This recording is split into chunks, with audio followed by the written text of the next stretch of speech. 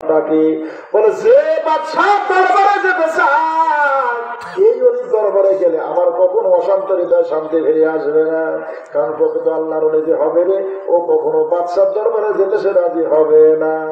এইটাই বাদশাহ জানায় দিয়ে দিল। এরপরে যখন ইশারা করছে প্রধানমন্ত্রী বুঝতে পারলো তাহলে ফজল ইবনে আজের কাছে চলে যেতে হবে। এবারে ফজল ইবনে আজ রাহমাতুল্লাহ হুজুর উনি হুজরার ভিতরে বসে বসে সাধনা করতেছে, আল্লাহ পাকের ইবাদত বন্দেগীতে মশগুল আছেন। ইতিমধ্যে দরজা করাঘাত করা হলো। ফজল ইবনে আজ রাহমাতুল্লাহ ভিতর থেকে জিজ্ঞাসা হলো কে? মন্ত্রী বলছে তাড়াতাড়ি দরজাখানা খুলে দেন, বাগদাদের বাদশা হারুন রশিদ। ভিতর থেকে ফজল ইবনে আজ বলেন বাদশার কি প্রয়োজন আমার দরবারে? বাদশাকে বলেন বাদশা যেন বাদশার দরবারে চলে যান, আমি দরজা খুলতে পারবো না।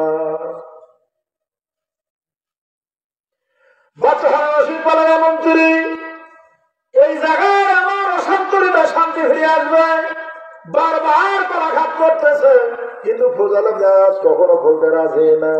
উভয় অন্তর না দেখে জনম দেখে মার কাছে চলে গেল। মার সাথে পরামর্শ হলো বাচ্চা আসছে রে।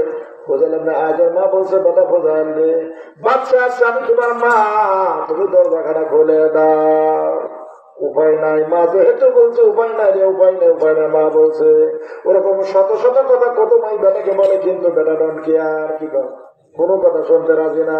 বেটা না শুনে একদিন চলে যায়, বেটা শোনে না, এরকম বেটার অভাব নাই। কিন্তু মা ডাকতে বলছে ফজল ইবনে আজ কোনো কথা এতক্ষণ বাচ্চার কথা শোনে নাই, কিন্তু দরজাখানা খুলে দিল। দরজা খোলা ছাড়া বাচ্চা হারুন রশিদ বলল আমি যখন প্রবেশ করছি পাওখানা দিয়েছিলে একটা আলো বাতি জ্বলতেছিল, মুহূর্তের ভিতরে বাতিখানা নিভাই দিয়ে দিল। জোরে বলে মারহাবা।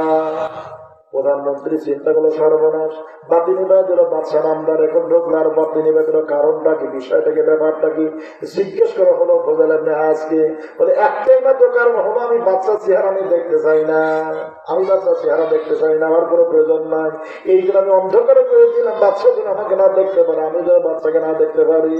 শুধু কথা হবে এতটুকু পর্যন্ত মায়ের কারণে, যেহেতু মা বলছে এর শোনা মালিকের আব্বাদান ভাই জানেরা এইবার হাতখানা আগায় দিয়ে দিতে ফজল ইবনে আজের হাতের সাথে বাচ্চা হারুন রশিদ উনার হাতখানা নরম তলতুলে হাত ছিল। ফজল ইবনে আজ বলছে হারে সর্বনাশ, এত সুন্দর নরম হাত না জানি জাহান্নামে না জানে ঝলসে যায় কিনা। এই কথা বলতে না বলতে বাচ্চা হারুন রশিদ সঙ্গে সঙ্গে হাউমাউ করে কাঁদা শুরু করে দিয়েছে। আর ফজল ইবনে আজ রাহমাতুল্লাহ উনি কিছু নসিহত বাণী করতেছেন। ইতিমধ্যে বাচ্চা যখন কাঁদা শুরু করে দিয়েছে জোরে জোরে, প্রধানমন্ত্রী ডাকতে বলছেন হে আল্লাহ বলে ফজল ইবনে আজ রে আপনি কথা সংক্ষেপ করুন, বাদশার অবস্থা বেশি ভালো না। মুহূর্তের ভিতরে হযরত ফজল ইবনে আজ রাহমাতুল্লাহ বলছেন রে হামান সাবধান হয়ে যাও, তোমাদের কারণেই তো বাদশা সর্বনাশ হয়ে গেল। এইবার বাচ্চা হারুন রশিদ আরো জোরে কান্না শুরু করে দিয়েছে। প্রধানমন্ত্রী জিজ্ঞাসা করে বাচ্চা নামদার আপনি এত জোরে কেন কাঁদেন, কারণটা কি? বলে প্রধানমন্ত্রী তুমি কি শোনো নাই ফজল ইবনে আজের মতো এত বড় আল্লাহর ওলি তোমাকে যে হামান বললো, তুমি যদি হামান হও তাহলে আমি হারুন রশিদ আমি যে ফেরাউন, এতে কোনো সন্দেহ নাই। কারণ ফেরাউনের প্রধানমন্ত্রী যে হামান, ফজল ইবনে আজ যেহেতু তোমাকে হামান বলছে তাহলে ফজল ইবনে আজের ভাষায় বোঝা যায় আমি বাচ্চা হারুন রশিদ, আমি হলাম ফেরাউন, এই জন্য আমি কাঁদতেছি, অন্য কোনো কারণে নয়। সোনার মালিকেরা আব্বাদান ভাই জানেরা এইবার বাচ্চা হারুন রশিদ বারবার করে বলতেছে, বিভিন্ন নসিহত শুরু করে দিয়েছে। উনি বললেন বাচ্চা হারুন রশিদকে বললেন সাবধান হয়ে যান, আপনার পূর্ব বংশধর তারা বাদশাহীর দায়িত্ব তারা নেই নাই। এইটার ব্যাখ্যা আলোচনা করতে গিয়ে বলা হয়েছে কারণটা কি, মানে কারণ হলো বাদশা হারুন রশিদ হলো হযরতে আব্বাস রাদিয়াল্লাহু তাআলার বংশধর। কার বংশধর?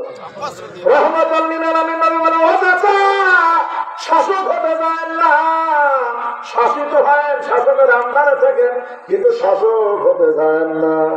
ফজল ইবনে আজ বলেন এ বাচ্চা হারুন রশিদ আপনার পূর্ববর্তী বংশধর রাহমাতুল লিল আলামিন নবী কথা বলছেন, এই জন্য সাবধান। তবে আপনাকে কয়েকটা ওসিয়ত করছি যদি বাঁচতে চান।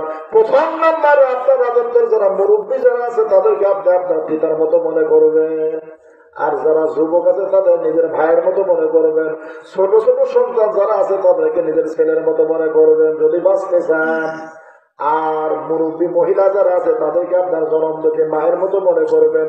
যুবতী মেয়ে যারা আছে তাদেরকে নিজের বোনের মতো মনে করবেন। ছোট ছোট মেয়ে যারা আছে তাদেরকে আপনি নিজের মেয়ের মতো আপনি মনে করবেন যদি বাঁচতে চান। সোনার মানিকেরা প্রধান ভাই জানে না, কিছু সময় অবস্থান করবার পরে এইবার বাচ্চা হারশিদ বলতেছে কিছু হাজিয়া তোফা কিছু নজরানা এইবার পূজালে আজ রহমতের হাতে ধরা দিয়ে দিল। উনি নেবেন না, তারপরে ধরা দিয়ে দিলেন। উনি আপাতত দেখে দেওয়ার পরে ওনার কাছ থেকে একটা রুটি দিল। কি দিল? এই রুটিটা দেওয়ার পরে বাচ্চা হারুন রশিদ উনি সামান্য কিছু অংশ নিয়ে চাবানো শুরু করে দিয়েছে। কিছু সময় চাবানোর পরে ওনার গিলাস কোনো পক্ষে সম্ভব হচ্ছে না, কারণ রুটিটা শুকনা। ওটা তো বাচ্চার পক্ষে সম্ভব হচ্ছে না।